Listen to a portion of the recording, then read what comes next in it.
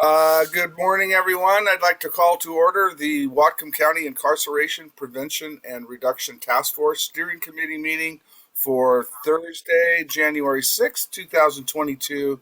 It's a little after 11 a.m. and we're meeting virtually this morning. Before we begin, I'd like to read our land acknowledgement. Before we begin today, we acknowledge that we are gathered on the traditional and unceded territory of the Lummi, Nooksack, Samish, and Semiahmoo people who have cared for and tended this land since time immemorial. Truth and acknowledgement are critical to building mutual respect and connection across all barriers of heritage and difference.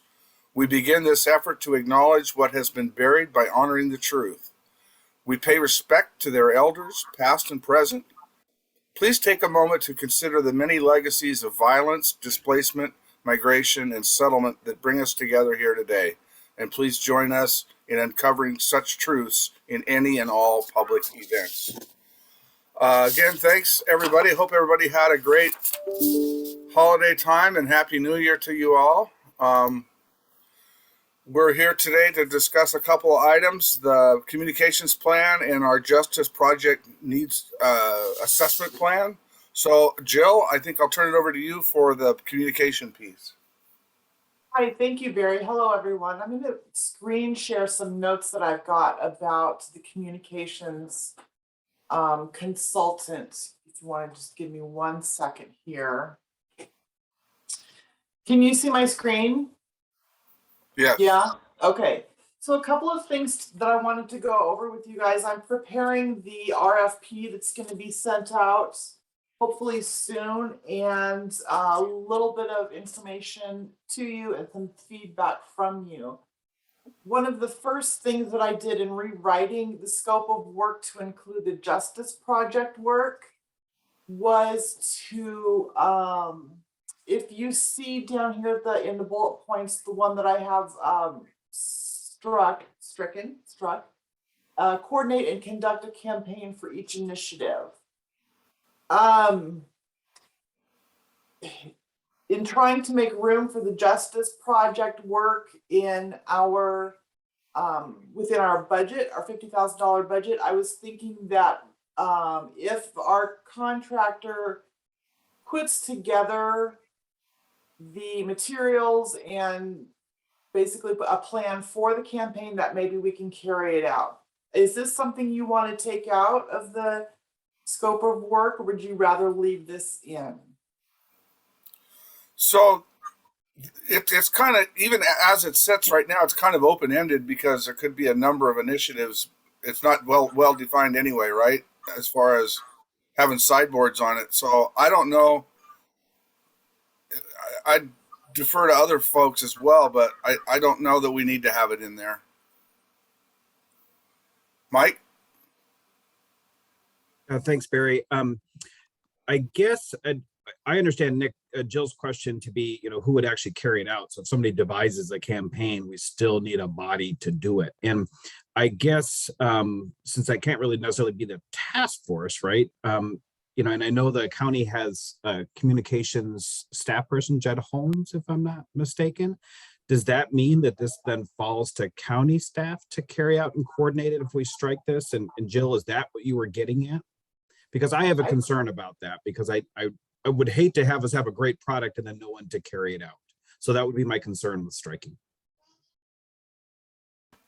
Right, that's a great question, Mike. I'm assuming that carrying that out will be some kind of a combination of all of us. Me, you as the steering committee, task force members, and we could probably draw in Jed as well. It just kind of depends on what kind of a campaign the consultant develops.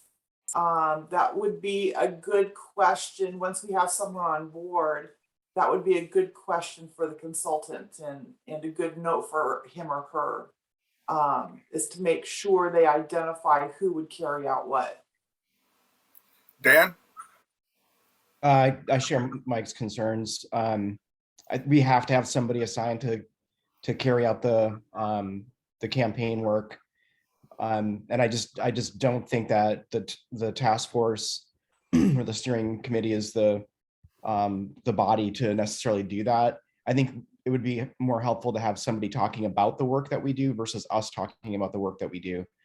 And then as it relates to Justice Project, if we're talking about creation of a facility and an attendant ballot measure, county cannot talk about that during a ballot campaign. So that would just preclude county council members from or county employees to conduct any activities that are related to a ballot measure, if it goes that far, if we're talking about that. As it relates to the work that we do as a task force, I just think that the consultant should be, pardon me, the consultant should be the agent to provide that function. Perry.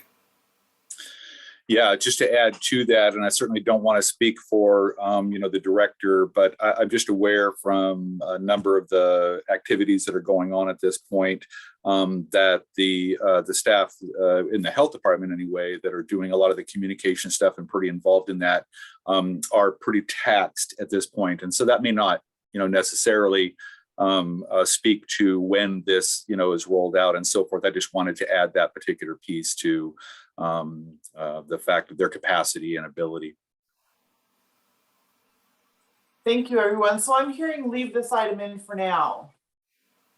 That's what I'm hearing too. Yeah, if you have any other thoughts or ideas, feel free to email me about that. The next little bit here is the project timeline that probably needs to, some sort of timeline needs to be in the RFP, but definitely needs to be in the scope of work.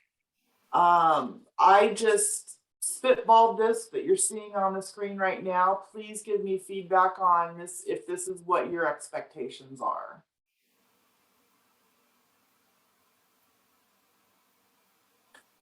So I was thinking that once we get someone on board, hopefully by the end of the first quarter, end of March, which is Barry's goal, we'd give them, what is this, April and May for the Justice Project work, 2 months. And then June, July, and August for the actual communications campaign, especially if we are going to rely on them to carry it out. That's 3 months. And then another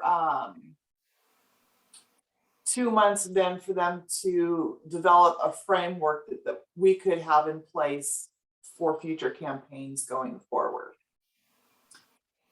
Is this something that sounds realistic to you guys? Stephen? Thanks, Barry. I actually raised my hand to go back to the earlier topic, but now I have a comment here that I'll give first. I'm part of the team that's trying to put together the needs assessment process for the Stakeholders Advisory Committee and the Justice Project.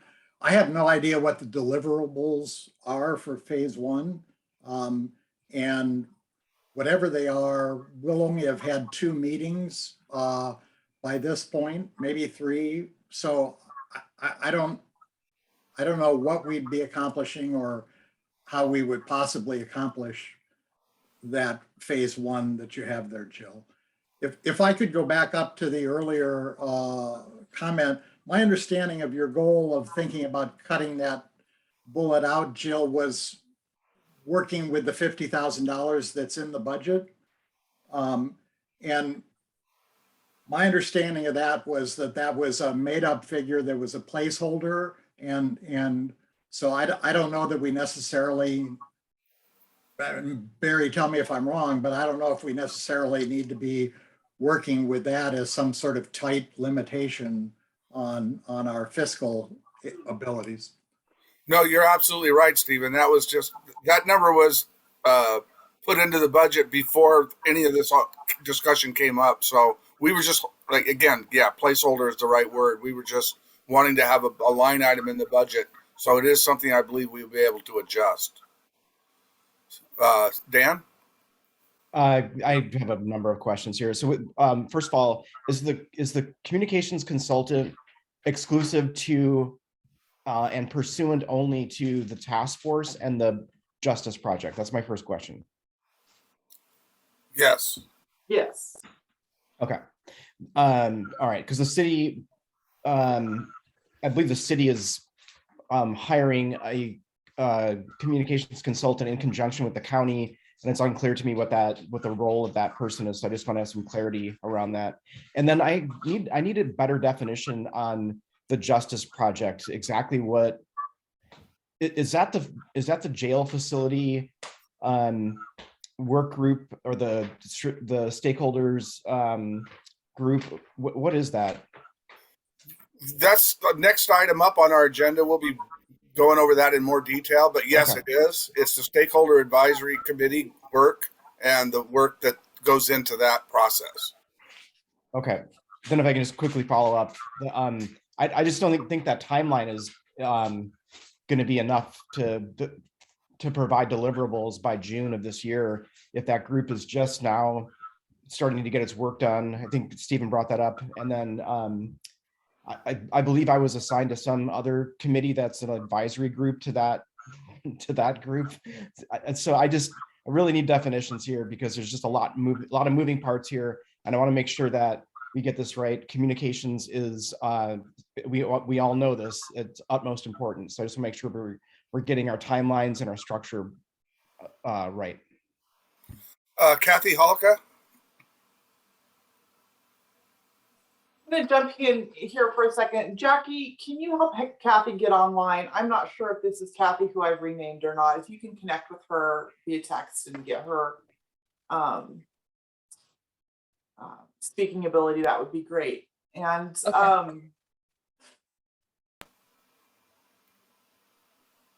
It looks like she got. Kathy, can you hear me? Yes.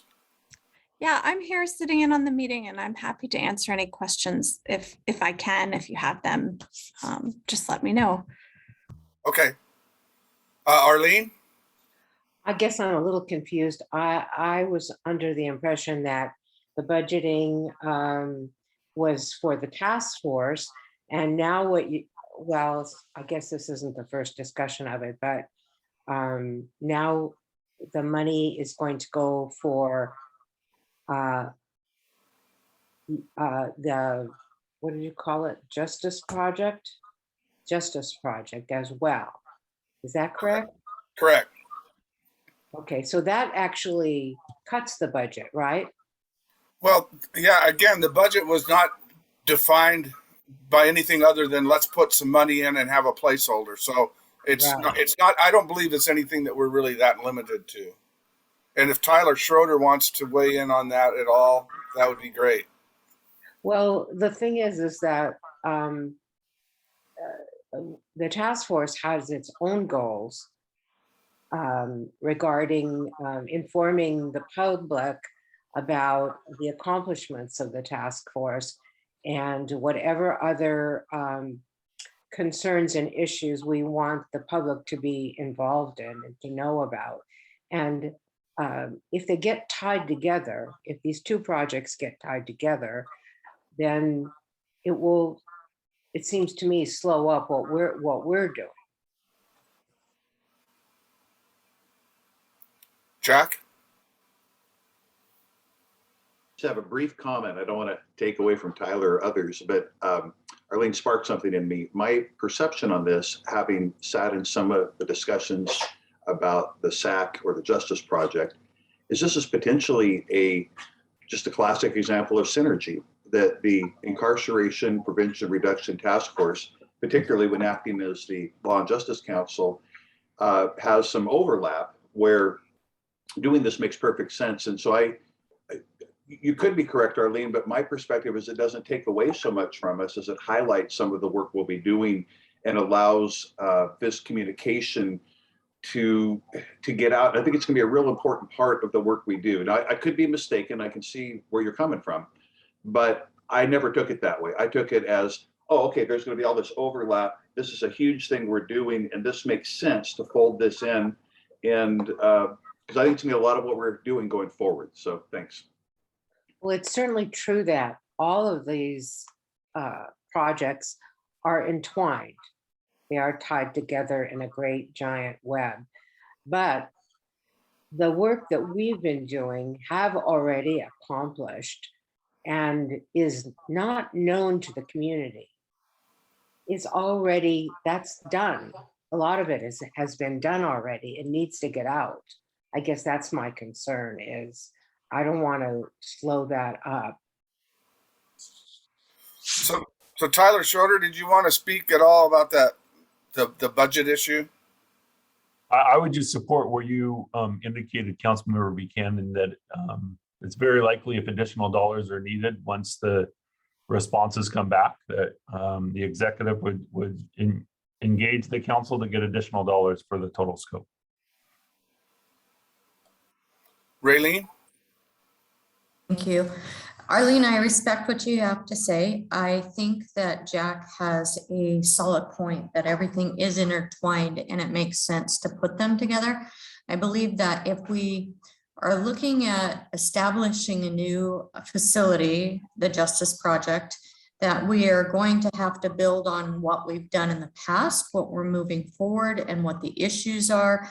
We've listened to the community on what they want and why they didn't want issues or why they didn't want the facility before.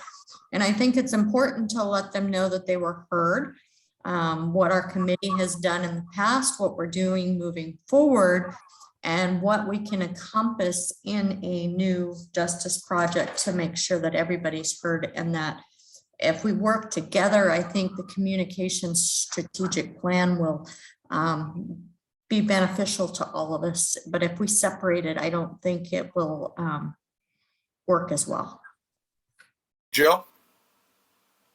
Yeah, I just wanted to also address Dan and Arlene's concerns that when I rewrote the scope of work to add the Justice Project, I did not take anything away from the original scope of work that we had planned out for the consultant. Now, especially now that we've reinstated that bullet item. So everything that's in the scope of work for this contract is additive to what the IPRTF requests were. And as far as I can tell, it won't take anything away.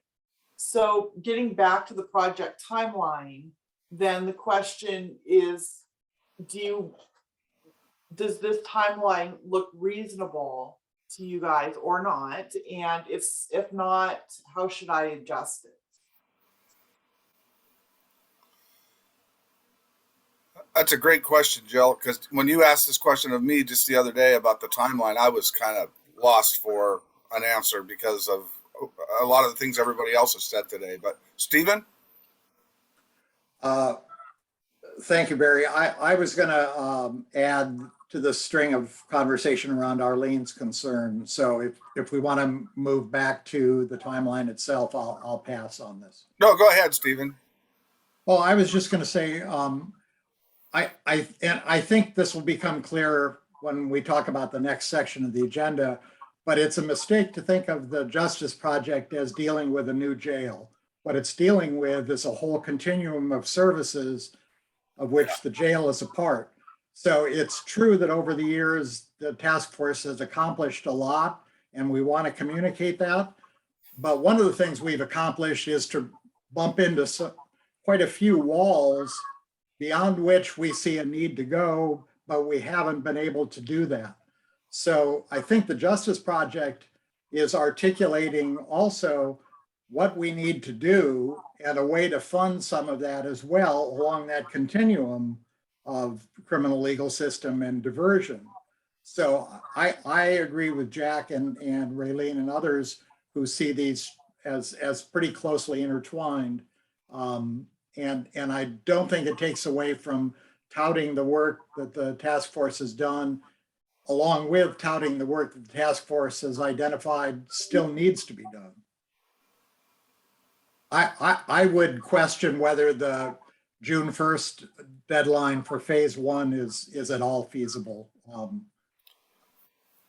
Yeah, I agree, Stephen. I would ask, what is the deliverable supposed to be, Joe, for phase one? That's my question is, Let me pull that up. Hang on give me 1 second, and I'll pull that up.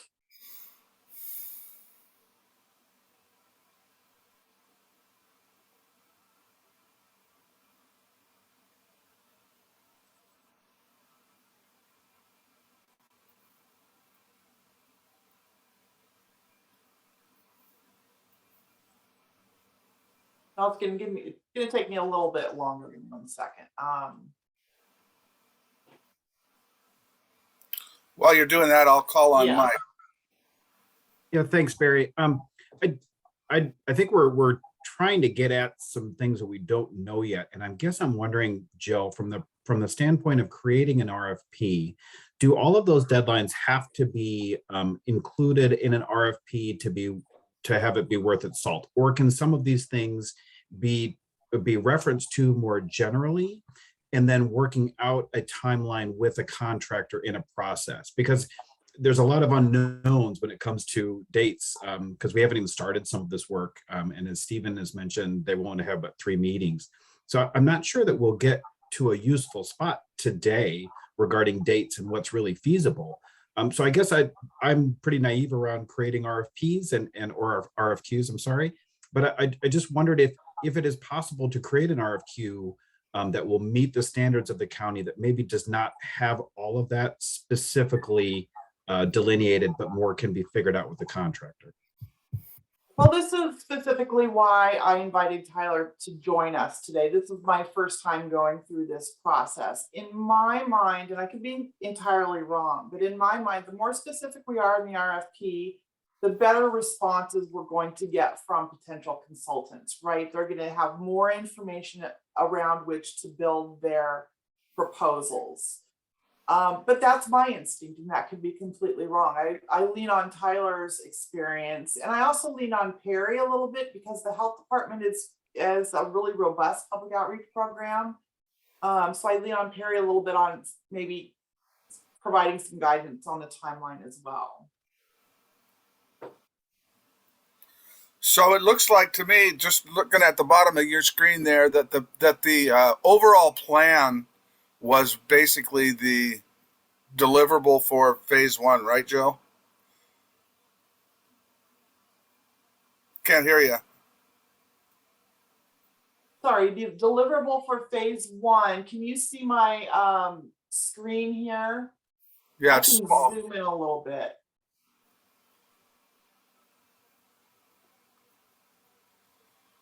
So this is the phase 1 deliverable right here. It's simply for the IPRTF consultant to talk with the steering committee, talk with the SAC about expectations, and then come up with a public engagement plan that would then be carried out in a future contract.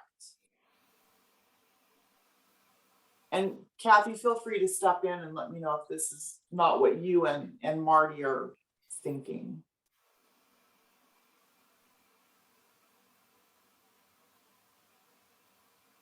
Any thoughts on those 2 bullet points?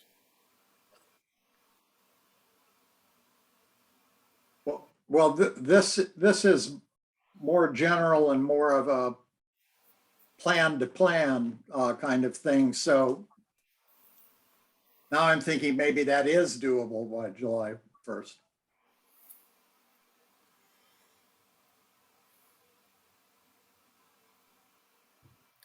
So it's basically sketching out a plan, and then the second piece is to the scope that would take to accomplish that plan. That's basically it in a nutshell, right?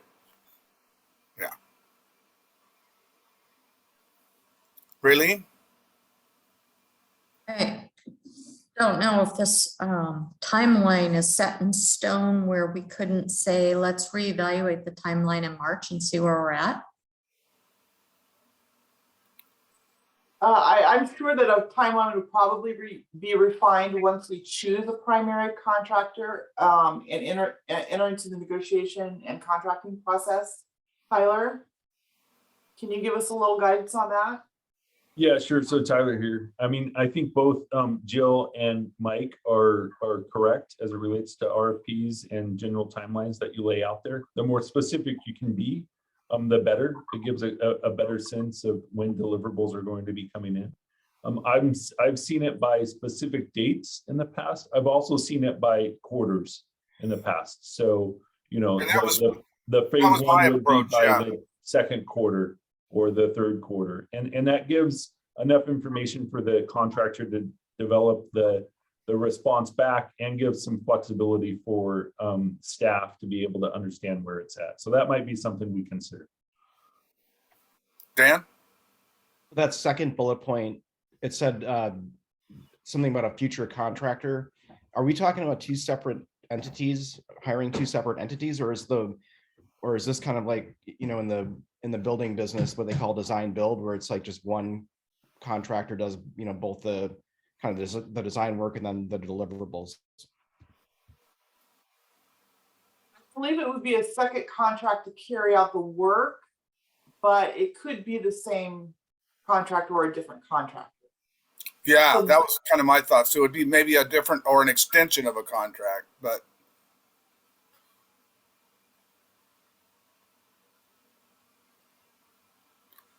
Dan? Well, given just that quick review that we just did of those two bullet points, I think that seems fairly doable. I thought that would be a much more extensive scope of work, but it's not. So I don't know. I don't see much of a problem with it, given the definitions that we were just provided here today. Perry? And, you know, one thought is that in that phase one, that there's also recommendations in terms of the, you know, the timeframes, you know, based on, you know, the general scope. And you could even encompass that within, as we talked about, sort of quarters or something of that nature. But you might be able to Mike Parker's point, be able to dial in a bit more with that expertise if we included that statement in there of time frame. Kathy? This is Kathy Halkin, the council office. I just wanted to note that we have a stakeholder advisory committee that's made up of 20 council appointed members, many of whom represent are just members of the public who are volunteering to participate. And in the past, on a stakeholder advisory committee, in my experience, we've really tasked those members with communications to people they know in the community.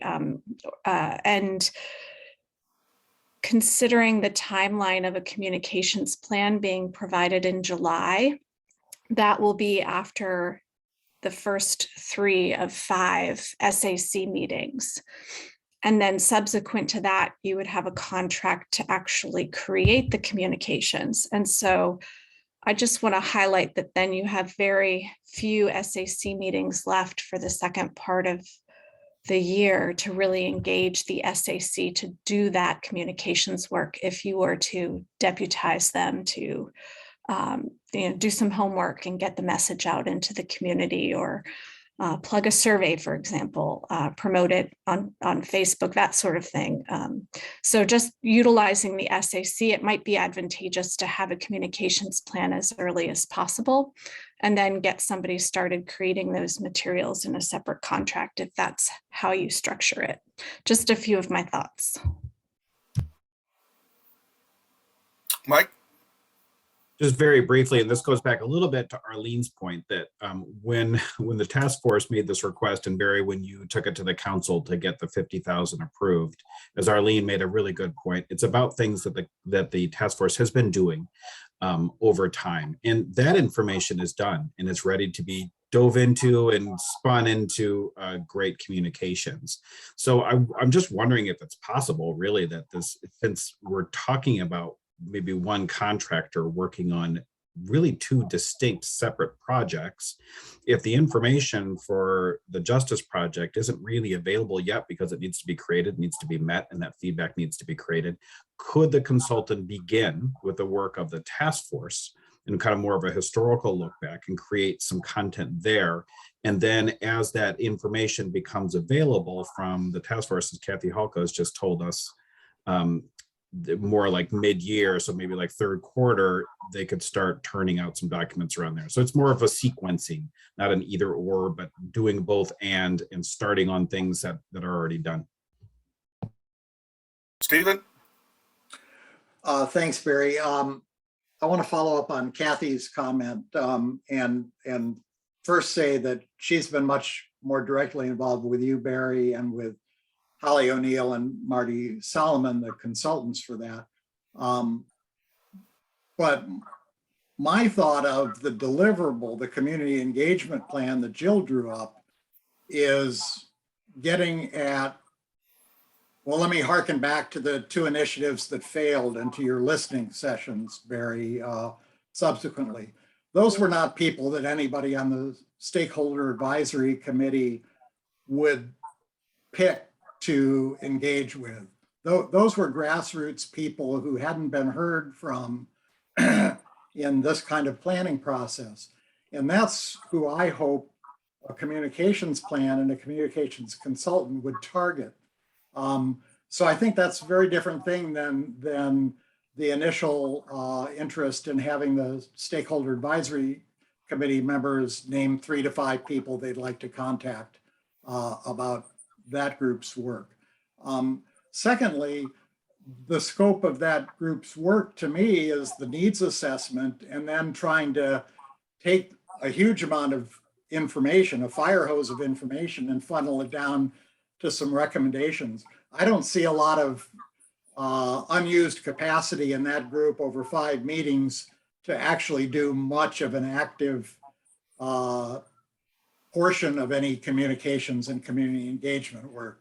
So I may be wrong about what other people are thinking about that, but my picture of the SAC and what we need to do for community engagement is different than what Kathy articulated.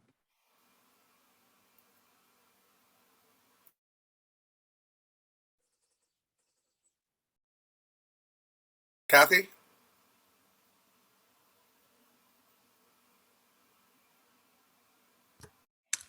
Sorry, I hadn't lowered my hand from before. Oh, okay.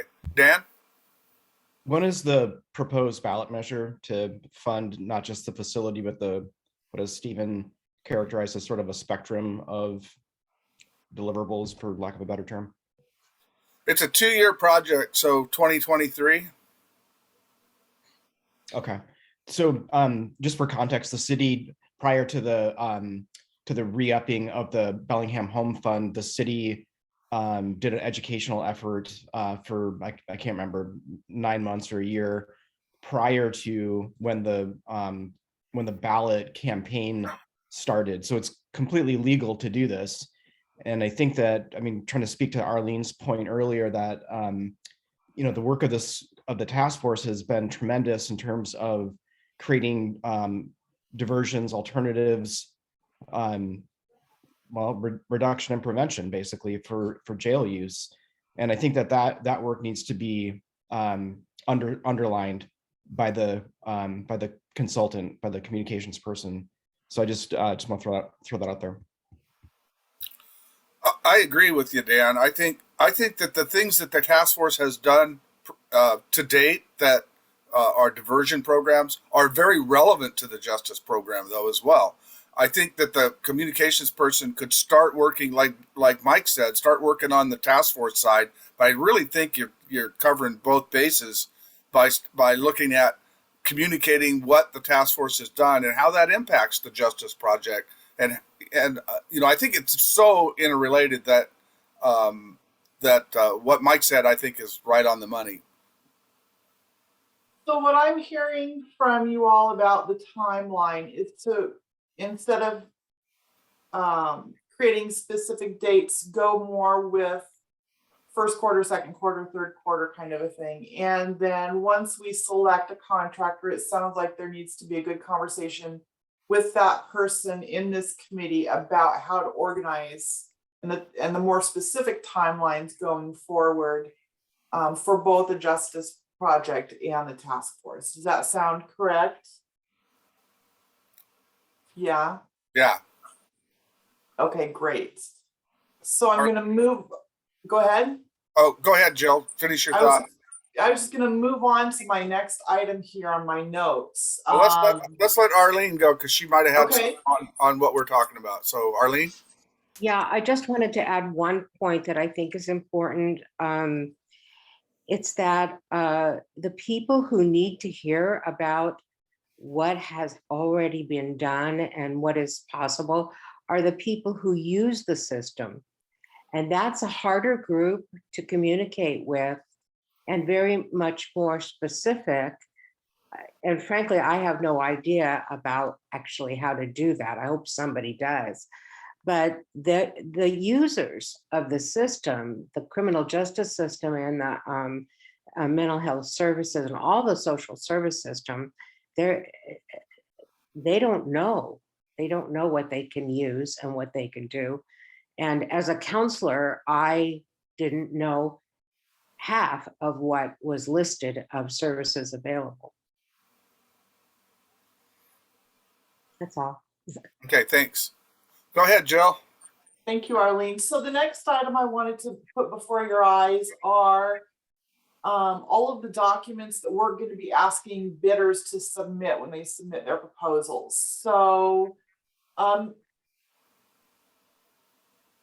this is the information that I have here really is a template that I received from our purchasing folks. And I'm just going to go over it super quick. And if there's any big red flags that stand out to you guys as information that's missing or extraneous, let me know. An executive summary, cover letter, the consultant's overview, their information about who they are and their experiences, their histories.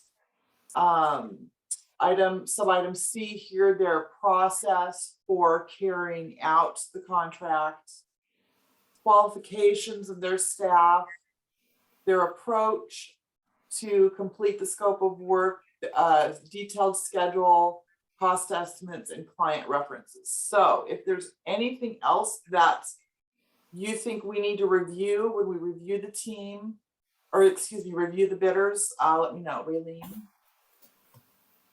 Yeah, Raylene.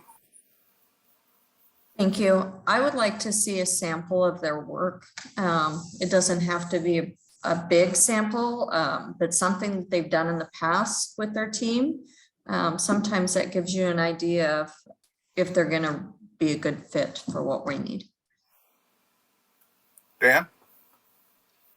Yeah, I kind of was looking through this the other day, and I would like to see some expertise in this specific field if possible. And then the other piece is that I don't even know if it's legal to do this, but I would prefer local over some other, somebody coming in from a different state. I think that has a lot of negative optics associated with it. Going local would be preferable. And I know that that's not possible, but just put it out there. Other thoughts on this list for?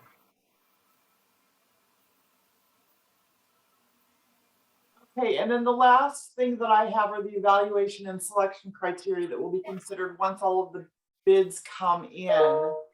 Again, this is a template from our finance department. Take a look at these items 1 through 5. Let me know if anything should be added, subtracted, changed, and whether or not the weight of these items looks appropriate to you.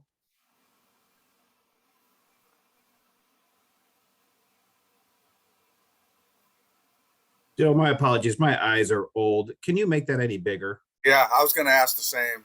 Okay. Even my progressives here are leaving me a little squinty. Thank you so How's much. that? Is that That is better? great. Thank you so much. I appreciate that. Are those 5 items? Oh, no, sorry. I didn't see the points thing. Okay. Stephen? Thank you, Barry. Jill, back up in the contents of the submission. Is there some ethical or ordinance base for excluding references from Whatcom County staff? We're asking for them to site to work in the public sector, and it doesn't make sense to me to limit somebody within our own network. You know, if Perry had a really good experience with somebody with a health department project, I'd want them to be able to tout that on their application. And so maybe there's a reason I don't know of for excluding that, but. That's a great question, Stephen. I will ask our purchasing finance person, unless Tyler has an answer off the top of his head. I will find out. And if I don't know the answer. It's a good question, Jill. Follow up with finance. I will do that, and then I can take that out if there's not a reason that legal has us to include it. So what about the scoring? Does that look reasonable to everyone? I'm seeing a lot of nods and thumbs, so I think that looks good, Jill. Great, thank you. So the next item that I have is the communications roster. I'm not going to share that. That information's in your packet. It's coming along. I've built an access database for that. I've input probably a third of the contacts that I have so far. I've got a lot more data entry to do there, but that's coming along. Now the last one, you guys touched on this briefly. I'm going to screen share this as well, are the 3 to 4 communications campaign topics that, and I need to find it. Hang on 1 second. Nope, that's not it. The topics, you asked me to take these to all of the committees and ask them to start listing campaign topics that they would want the consultants to work on. And I'm sorry, I thought I had this pulled up, but I guess I don't. Give me a second for that.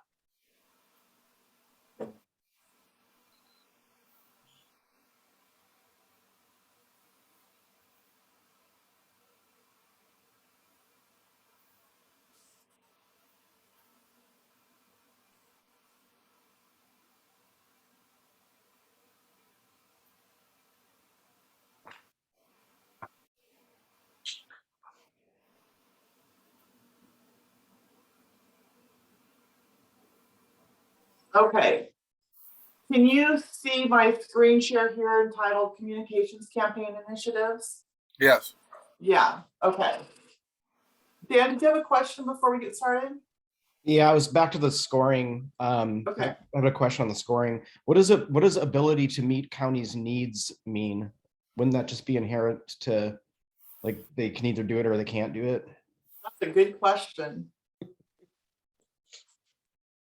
I will ask that question of our purchasing person. Okay. I mean, other than that, the weight of the scoring looked fine to me, but that was the one that stood out. Okay, thank you. Yeah. Hey, Jill, were those topics kind of boilerplate from what the county uses in other proposals? Yeah. Okay. Yeah. Okay, campaign initiatives. The goal is to whittle this 2-page list down to 3 or 4 items for our consultants. I just wanted to give you guys a sense of what the committees produced in terms of recommendations, and let you know that we're probably going to have to take a little time to review this list and then choose exactly what topics we want the consultants to create campaigns around. And it's not something we have to do today. I just wanted to make you aware of it and give you an update on this issue. Okay, thanks. And I think that's all I have. Okay. Did you say that we already had that list of possible topics? I didn't recognize it and couldn't find it quickly in committee material. That list of possible topics came from each of the committees. It was discussed on each committee, and then I compiled that list. I will email that around to you if you like, Stephen, so you guys can take a look at that. Yeah, Yeah. Yeah, Okay. thank you. Okay, thanks, Jill. We'll move on to the Justice Project planning. So if Jill, could you put up the document that Marty sent out this morning, titled Planning Process Draft? yes.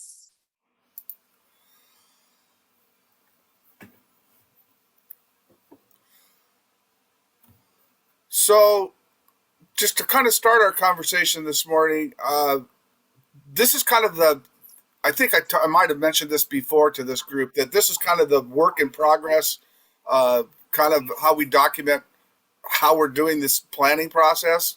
So we're doing it by meetings at right now. So we have meeting 1 here, and we have focus topics, presentation by subject matter experts, presentation materials to be presented, and I'm not going to read it all to you. Y'all can read, but so what this table is kind of helping us to fill in all the blanks that we can think of that needs to go into planning each of these meetings. So obviously we focused on meeting 1 primarily, but we have, as we've been, can you scroll down, Jill?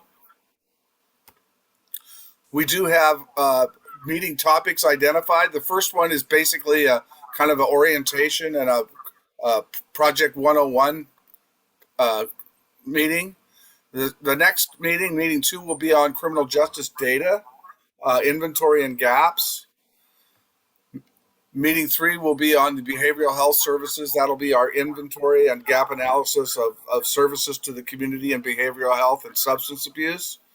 And then we'll get in later on into the facilities and kind of the nuts and bolts of size, location, and so on. And then meeting 5 will be just kind of reviewing the work that we've done and coming up with a report. So that's just the meetings 5 and 4 for sure are just sketched in at this point, and we're focused on, like I said, meeting 1. But I do want to add that we had a meeting on Monday.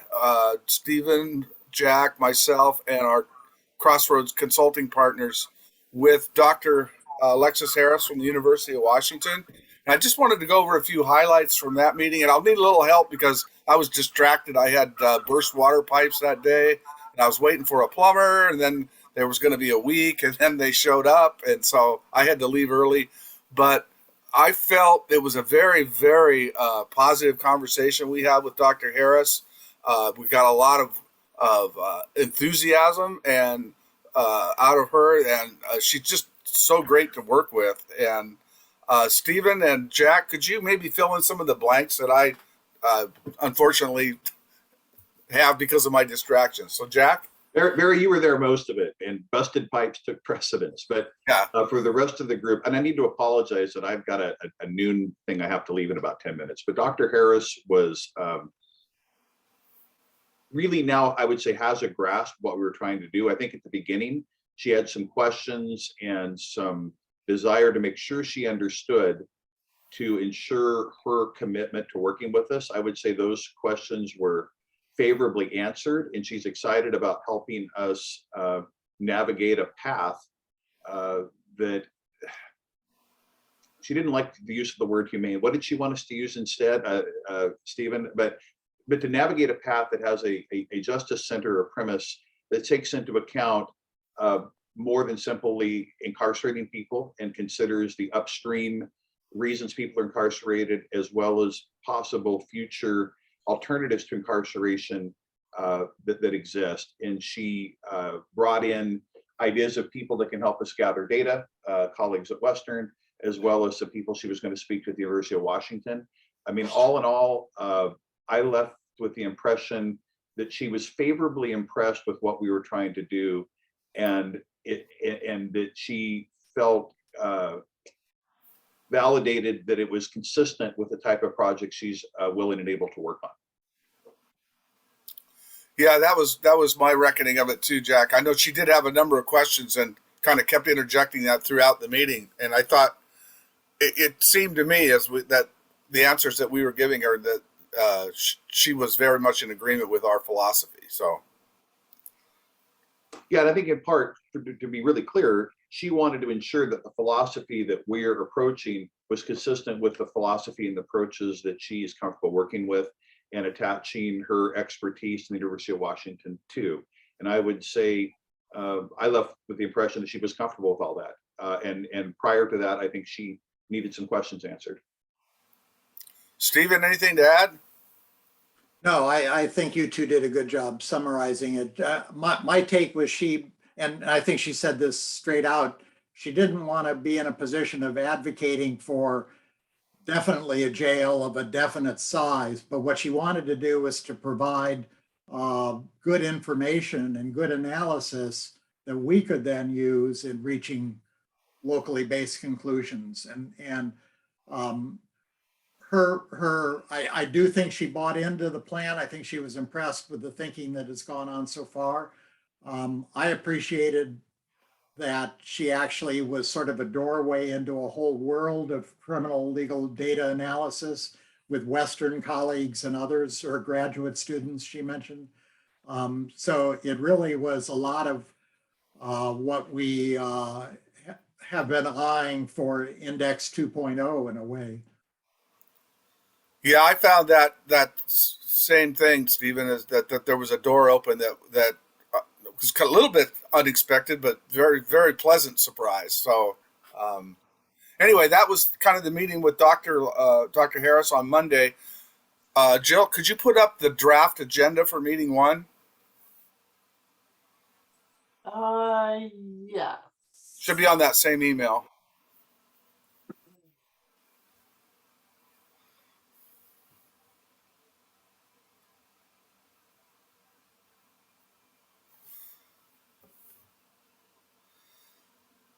Can you see this? Yes. So this is our draft agenda that our consultants have created for us, based on the meetings that we've had with them. And as you can see, it's got a lot of the standard, introductions and so on. And then the key piece is obviously this project overview that'll have several speakers talking about a lot of the things that are going to be important are what has changed in the current situation that we'll get out of the prosecutor's office and the sheriff's office, as far as new policies and new statutes that have been enacted by the legislature. So we will have these topics to be discussed, and it's pretty much a very straightforward agenda. Mike? Great, thanks, Barry. I guess I'm a little lost on what the next steps with Dr. Harris. It sounds like it was a really positive meeting. We're definitely going to work together. Is what you're showing us, Barry, a future meeting that Dr. Harris is also going to attend? Or if not, then maybe I just lost that thread after Jack and Stephen talked about how positive it was, what the output of that is, or what kind of our next steps are. I should have scrolled down one more sheet. Sorry about that. On that last, Jill, can you put the last piece back up?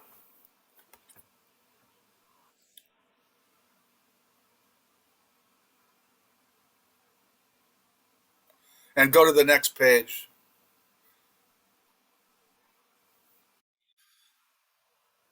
So here's where we thought Dr. Harris fits in at this point. And in meeting 2, criminal justice data inventory and gaps, she's going to be working with us on identifying those data gaps, and possible presenters could be from Western Washington University with these names that are listed. So this is where she fits in, is in the data analysis piece, and I don't know that she's going to limit herself to that, because she seems pretty open to participation in a broad way. I thought but this specifically is what we had in mind. Yeah, that's very helpful. Thank you, Barry. Yeah, Mike, I would encourage you and all of the rest of us to take a look at the link. And Barry, I'm not sure exactly where it is, or Jill, but who the membership of the strategic or the SAC group is, because a lot of those people haven't been swimming in this water for years like we have. So they don't know what the current population of the jail is. They don't know the trends over the last couple of years. They don't know the changes in the law. So some of this meeting too is to describe in data kinds of terms what we know about the system in the past, what we don't know about the system in the past, a lot of the work that Caleb has done with the Index Committee, a lot of the questions that have come out of the Index Committee work. And she'll be able to speak to that, as well as perhaps some of these potential Western colleagues that she's contacting to work with us going forward on making sure we have a grasp in a data-oriented way on what the criminal legal system is. Then we'll go to the behavioral health services system and understand what that is and isn't.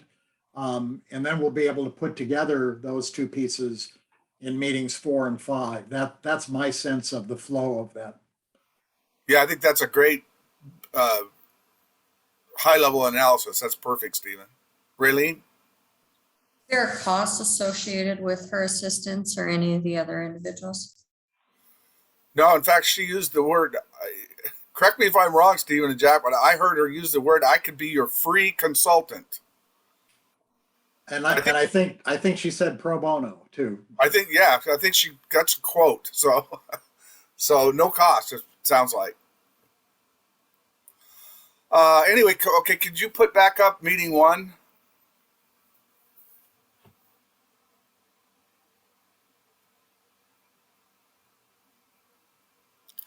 So tomorrow, Stephen and I and Jack are going to meet and talk a little bit about the speakers that are going to be speaking during this project overview piece, and kind of really hone that a little more specifically so we can give guidance to those presenters. So that's kind of our next steps. Tomorrow at, I think, 3:15 we're meeting. And then we are going to move forward with talking to the task force on Monday. We'll have a report out for the full task force Monday. Any other questions about where we are at this point? We're still, like I said, we're still building the plane, but it's coming together.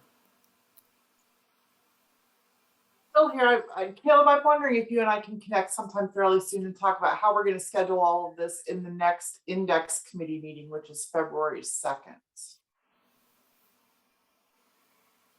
I'm sorry, I was kind of garbled a little bit on my end. Maybe my chair was squeaking. Can you repeat that?